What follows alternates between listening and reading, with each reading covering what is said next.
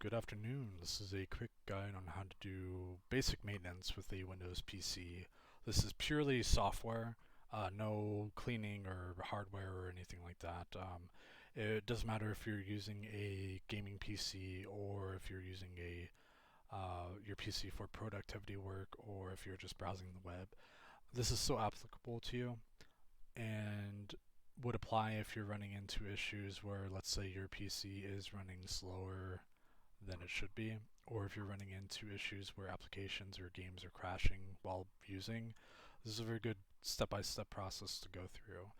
This is the same exact thing that I would do on another person's PC where I'm getting paid $100 an hour to troubleshoot with. And it's the same thing that I do with my own PC, every 2 to 3 months, depending on how bored I am.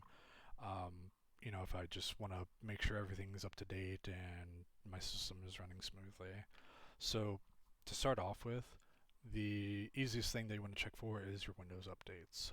Go ahead and go to your Start menu, and you can type in Settings, and for Windows 11, it'll be on the top right-hand corner right there. Just go ahead and check for updates, and basically you want to get to a point where once you check for updates, it'll tell you that you're all up to date and you have nothing pending. Great. If you do have anything pending, just go ahead and let it install. It'll probably prompt you to restart once everything is done. Just go ahead and do that. One last thing you can check within Windows Updates is the advanced options right here for optional updates right here. For Windows 10, it'll look a little bit differently, but it's essentially the same thing.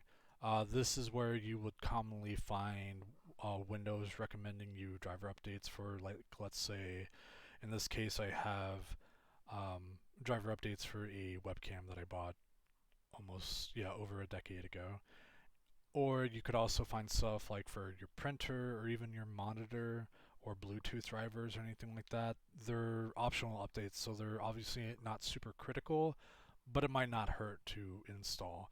In this case, for the Logitech webcam, I don't want to install these just because these drivers are all the way they're a decade old, they're from 2012. And I know Windows is going to flag those as not malicious drivers, but problem drivers, I guess you could say, so I'm not going to install those. But if you have anything from like 2018 or 2020 or something like that for a monitor printer, I would generally recommend to install those. Once you've got that out of the way, we can go ahead and move on to the next step, which is checking for the Visual C++ redistributable packs. Now, what those are actually core software packs that mostly applies to games, but it does apply to other software as well. But it's what games and software will use to interact with the Windows system itself. So in layman's terms, if you don't have the correct software pack for Visual C++, you're probably either not going to be able to run said game, or you're going to run into issues with the game crashing a bunch. Now, a good way to check for which ones that you do and don't have is go to your Start menu, type in Control Panel, and you'll want to go to Uninstall Program down here, and Microsoft Visual C++. These are all the redistributable files that you want. You should have all the ones dating back from 2008, 2010, 2012, 2013, 2015, and then 2019, 2022. If you are missing any of these, you want to go ahead and open up a web browser, type in Visual C++ redistributable, and it should be the first link. It's a Microsoft page, but it'll bring up a list. The 2015, 17, 19, and 22 are bundled together. But if you're missing any of these, you want to make sure that you download the x64 version and not the x86. The reason why is because if you download the x64 version, it will also include the x86 version, but the x86 version will not include the x64. I don't know why. It doesn't. I don't make the rules, but just make sure you download the x64 version of any pack that you are missing. And once you've got that installed, they're very light programs and it shouldn't take long at all. We can go ahead and move on to the next part, which is chipset and motherboard drivers. Now, if you don't know what type of motherboard you have, it's very easy to find out. You can go to your Windows Start menu, type in System Information, and go ahead and open that up. And what you're looking for is you're looking for baseboard manufacturer and product. So in this case, my motherboard's manufacturer is ASRock, and the model of my motherboard is the X370 Gaming X. That's an AMD platform. And what I can do is I can go into my web browser and type in ASRock X370 Gaming X. And it should be the first link that pops up. It should be an ASRock website or whichever manufacturer motherboard that you're using. And all the websites for, it doesn't matter if it's Asus, MSI, or Gigabyte, all these sites will have a very similar function where you'll want to go to the support section and then you'll want to find the downloads area. You do not need to download all of these files. In fact, you should only need to really download the chipset drivers, possibly the audio drivers depending on what kind of audio chipset that you have. If you have a motherboard like mine that actually has a Creative Sound Blaster built into the motherboard, you'll probably want to download the audio driver. But if you're using something like a generic Realtek driver or sound device, I should say, you probably don't need to, but it wouldn't hurt if you wanted to go ahead and do that anyway. And the LAN or Ethernet driver or Wi-Fi driver. Everything else I would generally stay away from. Like if I go down the list, I definitely do not use a floppy drive anymore. I don't want some App Store junk. Norton 365 for gamers. People, I mean, you really haven't had a need for a third-party virus protection software since probably the 90s or early 2000s. So you don't need that. Windows Defender is perfectly fine. And if anyone tells you that you need to use a third-party virus protection software, they're probably lying to you. The only third-party virus type scanner that I would recommend to people is Malwarebytes. It's free, and I do run it whenever I do this type of maintenance, but that's totally up to you if you want to do that or not. If you want a more mainstream example of a motherboard, I can do like Asus B550F. It's another AMD platform, but I'll go on their website, and it's very similar. You know, you just go to your support section, drivers and utility, pick which OS you're using, and it's going to be a very similar layout. Again, LAN, chipset, audio are really the only three drivers that I would worry about. For AMD platforms, you generally don't need to worry about VGA drivers unless you're using a 7000 series CPU. Especially with Asus, I'm probably going to go on a little mini rant here. Asus's third-party software is absolute garbage, especially Armory Crate. If you have this installed on your system, I would recommend to uninstall it right now. It's junk software and it is known to cause problems in the background of PC. And it generally does come baked into Asus motherboards. So if you ever get prompted to install it, just say no, because it will cause problems. I've ran into so many issues with other clients with that junk software, and just don't do it. Same thing with MSI's, I believe they call it Dragon Center or something like that. Again, more junk software that you don't want to run in the background. When it comes to third-party software, normally that shows up in the icon tray over here. My rule is less is more. It's the basic principle of engineering. The more complicated something is, the more likelihood that you're going to run into problems with something breaking, and it's the same thing with software. If you have a bunch of junk running in the background of your Windows system, it could potentially either cause slowdowns within performance or crashes. So you want to minimize that to the very bare essentials. For example, I only have Steam, my NVIDIA driver, Discord, EVGA flow control, that's for my CPU, cooler, and wallpaper engine, Slack for work, and then OBS. But the only thing else that I did mention is Process Lasso. I will have to make a video on that another time. Basically what it is, it's a performance software that's used for doing manual core parking with your CPU. Like I said, I'll have to make another video talking about it another time, but it's very useful. I do like it a lot, but yeah, we'll talk about that another time. The only thing else that I really have to cover here is the topic of BIOSes. If you've never done a BIOS update before, I would I don't have a capture card to really give you an example on how to do that. It's really not that hard. Just understand that if you don't have a motherboard that supports what's called a flashback, then you do run the risk of potentially breaking your motherboard in the event that the BIOS update fails. Now, I've done hundreds of BIOS updates on all sorts of motherboards within the last 10, 15 years or so. I've only had one BIOS update fail after doing everything correctly.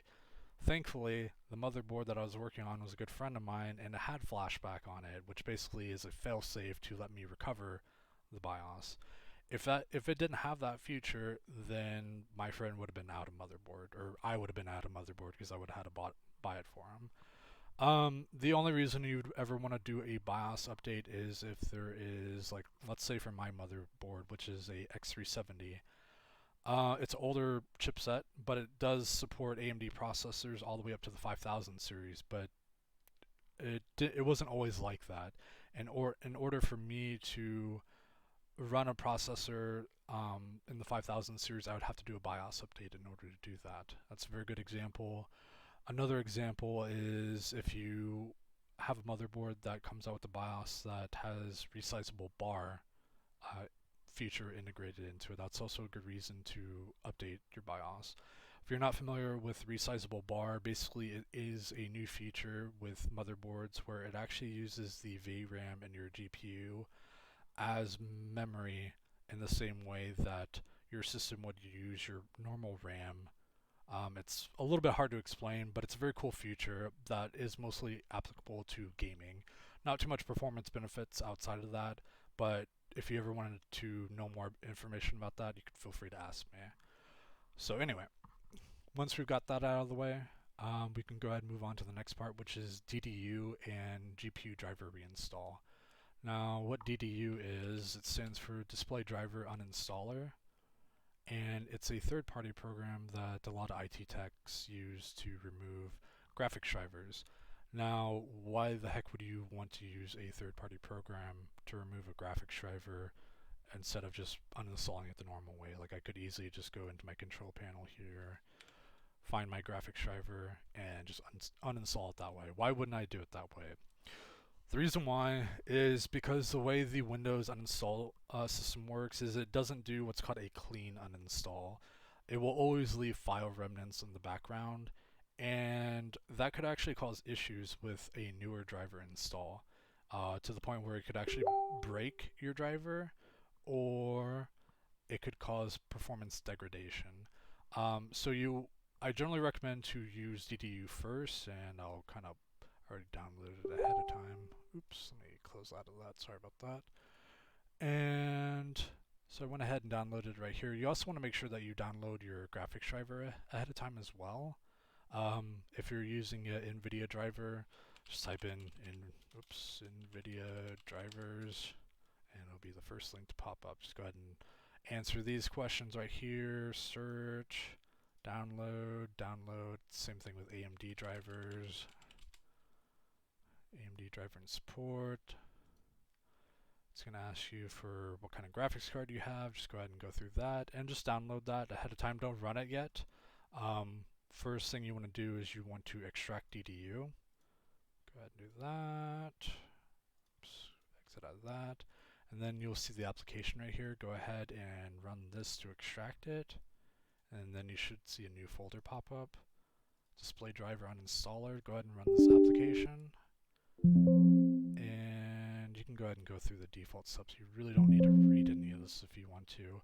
For this prompt right here, DDU will recommend to run this in safe mode. I'll be honest with you, I don't do that.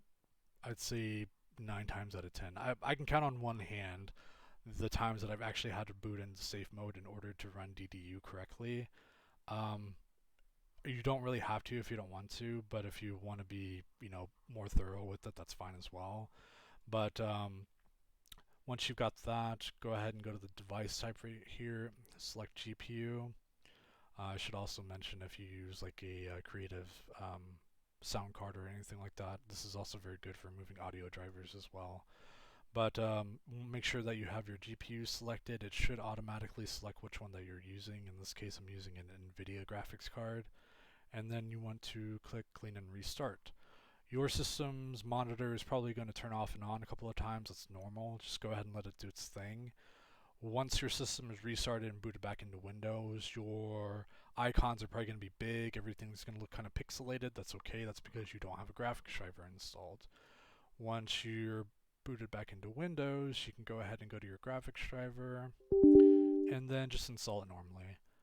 Now, on the topic of whether or not you want to use GeForce Experience or the AMD equivalent, I can't remember what it's called. I'll remember later. But for GeForce Experience especially, I have a few qualms with this software. I don't find it very useful, and I've also found that it breaks drivers over time, especially if you go through the automated update process that it has.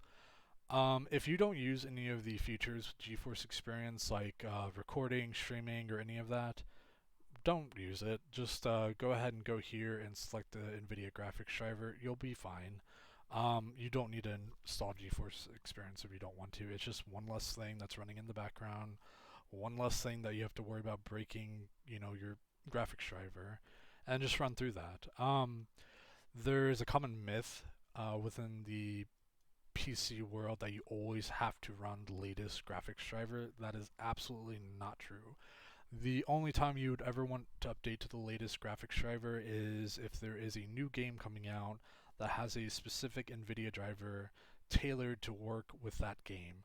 Modern Warfare 2 Remake is a very good example of that.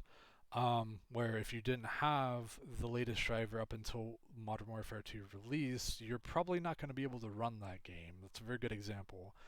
But if you're like me and you're still catching up from games from 2015, you probably don't need to do very many driver updates. I usually do this, like I said, every 2 to 3 months, and I go through the same process. So I will leave that up to you. But on to the next part. Go ahead and pull up my little document.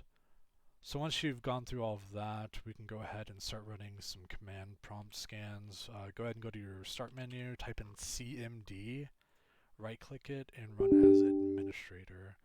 The first line that you're going to want to type in is this one, and I'll actually include these in the link description so you can copy and paste them if you want to. Whenever you have the command prompt selected, just go ahead and hold down Control and then hit V to paste it and then hit Enter. This one is called DISM. What does that stand for? Deployment Image Servicing and Management. Basically, it's going to check the Windows integrity file system to make sure there aren't any corrupted files in there, and it will automatically fix them. This will do it online, so if it does find any violations, it will pull it from Microsoft servers and apply that as a fix. I've already done this ahead of time. I think I did this about a week ago, so I'm probably okay. But you do want to let it run until it's completely finished. If it feels like if it's hanging up or anything like that, then it probably found something. If it hasn't changed it within the next 10 minutes or so, go ahead and close out of it, restart your computer, and then reattempt it. For some reason, it will kind of get hung up, and I don't understand why, but that's the only workaround I found for it. But once that's completed, the next line that you want to run is called SFC, which is System File Checker. Basically, it's very similar to DISM, except it pulls recovery files from a local file instead of online. And the line that you want to type in is SFC space scan, that's / scan now, one word. And it's going to do a very similar thing. It'll go through the verification process, just let it complete. I'm actually going to close out of it because I don't want to wait for it. But there is one more command prompt that you do want to run after that, and that is chkdsk. That's chkdsk. And it's going to verify your system file type and everything, and just let that run. Again, if any of these scans pick up anything wrong within your file system, it will automatically fix them. So it's very, very useful to know. It's not going to tell you what's broken. It will tell you that it already fixed something. So these are very, very handy command prompt lines to know. So write them down or do what I do, and I have a little Word document, because especially that first one, I can't remember that one for the life of me.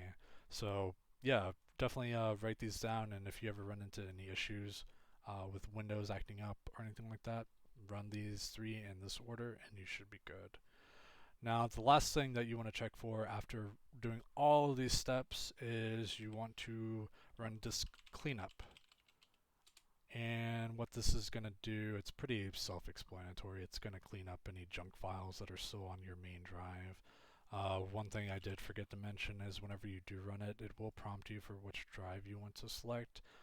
Really, you don't need to select anything else except your C drive. You can run disk cleanup on the other drives if you want. It probably won't do very much, but on your C drive it most definitely will, because what will happen is if I click clean up system files here, it won't also just clean up like recycling bin files that are just sitting there not doing anything. It'll also clean up any Windows update files that are just kind of leftovers from previous updates. And it's not uncommon for me to find someone else's PC with at least 10 gigabytes of junk files remaining in the background.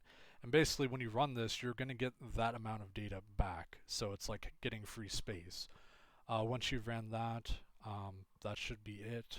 And the last thing that you want to do is you want to type in defrag for defragment and optimized drives, depending on what type of drive and how many you have. In this case, I have 2 solid state drives in RAID 0 and a RAID 1 array for normal hard drives.